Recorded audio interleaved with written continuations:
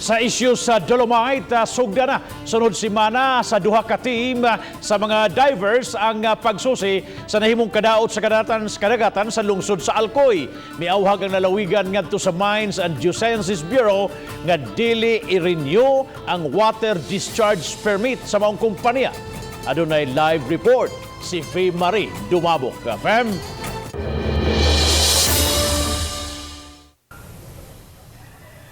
Bab ang maong awhag sa kagamhanan sa probinsya sa Subo ngadto sa MGB7 mato di Provincial Board Member John Ismael Borgonya nga kini hangtod nga makabayad sa ilang local taxes ug makakomply sa environmental issue ang maong kumpanya.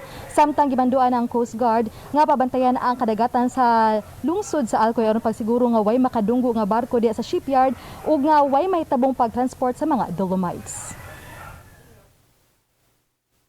Tulo ka adlaw sa sunod semana susihon sa mga divers ang posibleng kadaot sa kadagatan sa lungsod sa Alcoy nga mugna sa pagtransport sa Dolomite sa maong lungsod. Gitugan ni Mines and Geosciences Bureau kon MGB7 Regional Director Armand Maliksi nga giisip kini nga kritikal nga bahin sa investigasyon. Hinungdan nga duha ka team sa mga divers ang mopahigayon niini.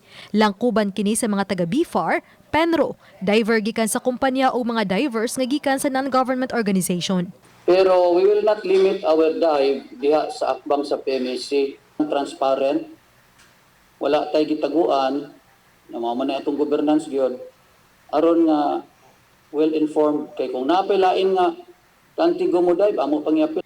Usa ka kilometro ang gilapdon sa dagat nga susihon palibot sa shipyard. Dungan usab nga himuon ang air ug water sampling. Compare ang situation, and secondly to check also sa possibility of extending towards that area. Samtang gitugan ni Board Member John Ismael Borgonya, ang chairman sa Committee on Environment Conservation and Natural Resources, nga nakigtagbo ang gobernador sa duha ka mga kumpanya sa miaging Biyernes uban sa kadagkuan sa environmental agencies. Usa sa ilang gituki ang water discharge permit nga mapupos karong buwana nga iya sa PMSC. Maka-comply sila atong sa revenue code, governor's permit, accreditation permit o payment sa local taxes katong 10% sa fair market value. Usa sa nakita sa gihimong pakisusi sa Penro nga milahos ang drainage sa maong kumpanya ngadto sa dagat.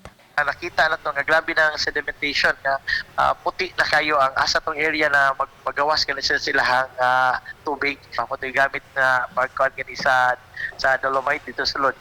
I-dispose mo nilang water ngadto sa sea.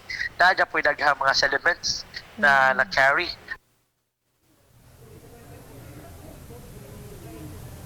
Bab, hangtod nga way mogawas nga resulta sa gihimo nga investigasyon isip mando usab ni DNR Secretary Roy Simato, wala gihapon kundi gihapon mamahimo nga maka-operate ang DMC ug ang PMSC. Samtang hinuon daan ang tug-an ang kadagkuan sa maong kumpanya nga andam silang mosunod. Bab. Daghang salamat, Faye Marie Dumabok sa imong live report.